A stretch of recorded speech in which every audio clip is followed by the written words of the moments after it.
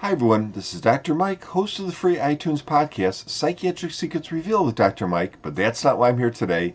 This is another Saving Savvy episode, this time looking at some actual video footage and photos from the Panasonic Super Zoom camera, the FZ70. So the first two little segments will be short video clips of, well, they're both of music because I think music is very difficult to record. One's in a typical high school or junior high school gym, however, it is very well lit.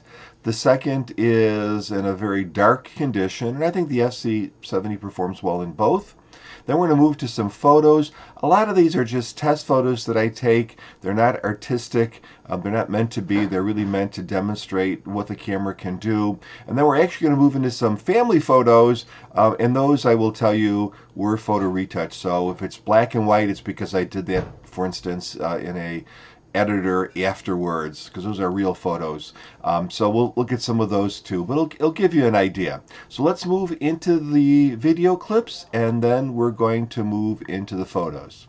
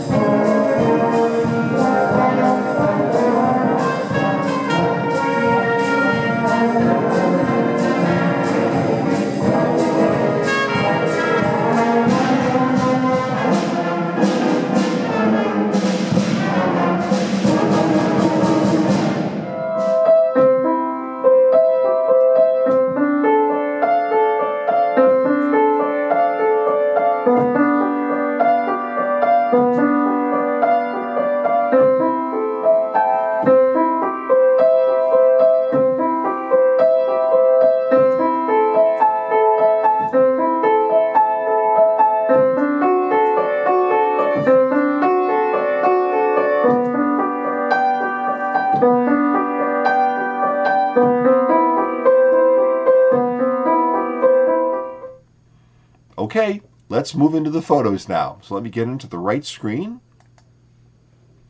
This first photo just shows you the FZ70 at its full 20 millimeter wide angle, which is quite wide indeed, I think. Now we're going to move to the super zoom, and you can barely see it, but way in the distance to the right, way up the street on a driveway is a truck. So if you can see that, we're going to zoom to that.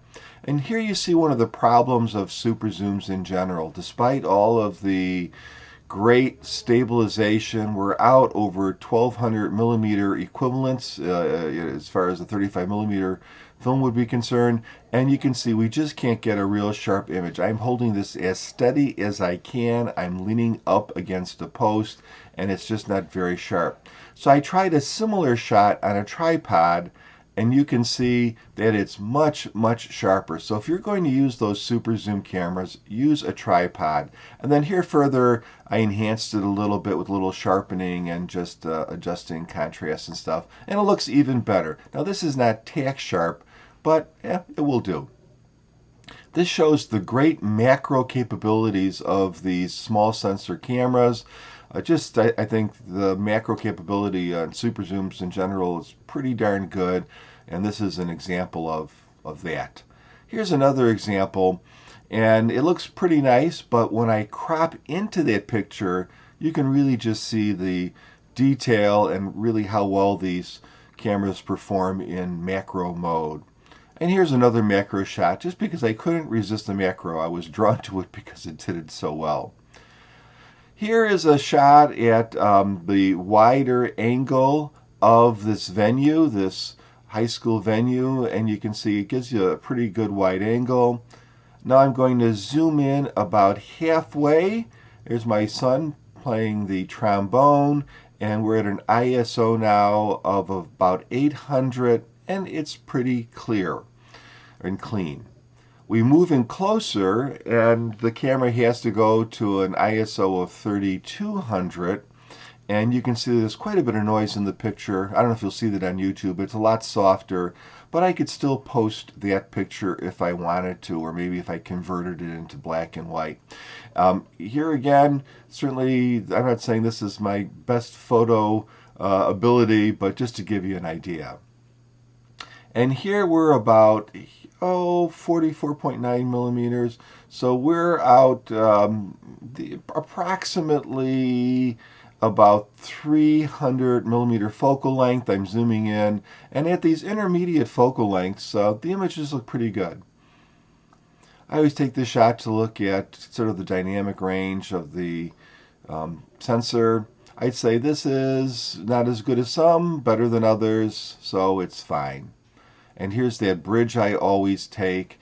Now, a lot of times the sky is blown out. The sky was not blown out in this picture simply because the sky was a little bit darker blue, but it does a fine job, kind of like a compact camera. And note that little walkway on the left. We'll be looking at that a little bit later. And here's a crop of that bridge. I was less impressed with this. It didn't look as sharp as I had hoped that it would look. Here's that bridge again, and we're using this bridge to show the high dynamic range abilities of the camera using the HDR mode. So here it is without the HDR mode. There it is with the HDR mode, and you can clearly see it makes a difference. So the HDR mode works quite well, not as well as that Fuji S1, which I thought was really pretty cool, but pretty good indeed.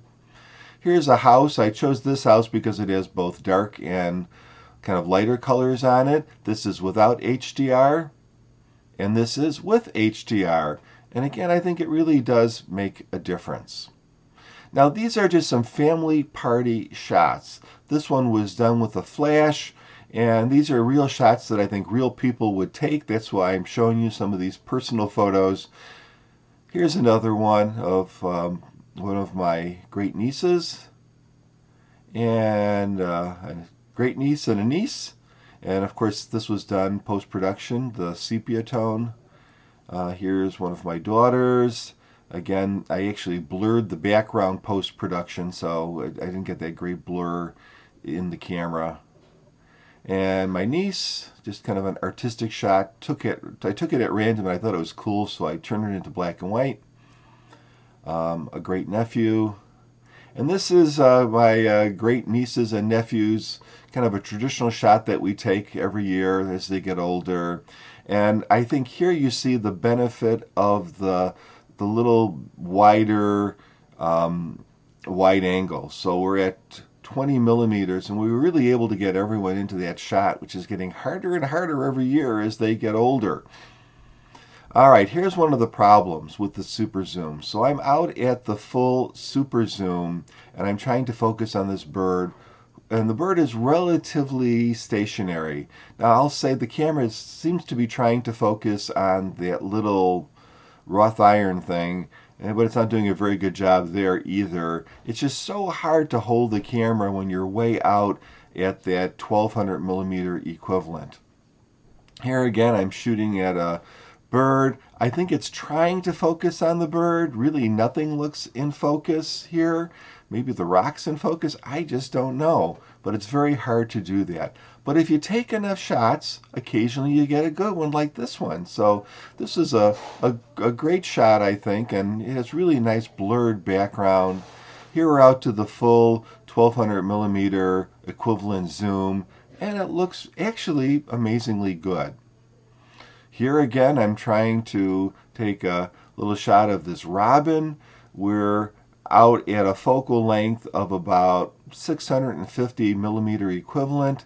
The camera wants to focus on the tree instead. I'm doing everything I can, but I'm hand holding it and things are moving around. So good luck. Here's that same robin. Now we're at around 1,000 millimeter equivalent approximately. And the robin's in good focus. I think it's really focusing on the tree, but the robin happened to be in the right plane.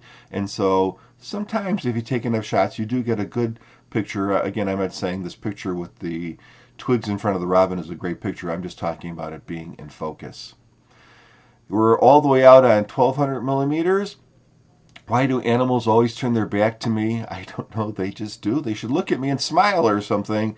But this is reasonably in focus, and now I'm using the tracking focus.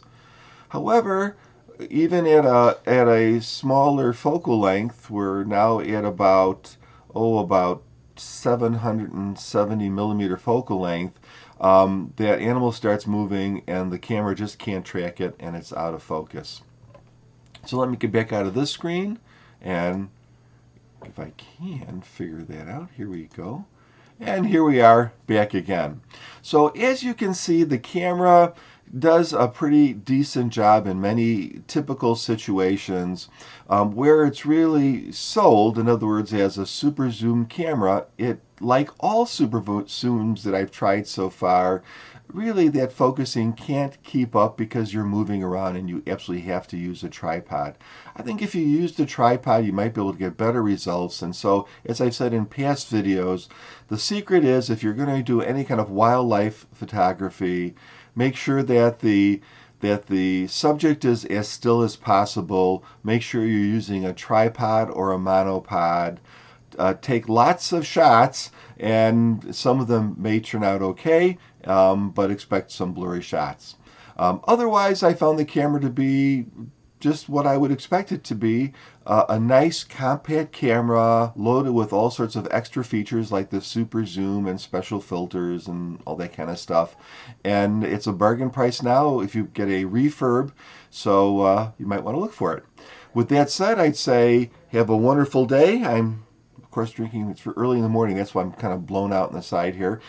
Drinking coffee. This is one of my favorite cups from Moab, Utah. If you've never been to Moab, go to Moab. It's a beautiful place. If you like red rocks, I happen to like red rocks. Take care, everyone. Give my podcast a listen. It's called Psychiatric Secrets Revealed with Dr. Mike. You can find it on iTunes and other podcatching sites. Of course, it's an audio podcast. Have a good day.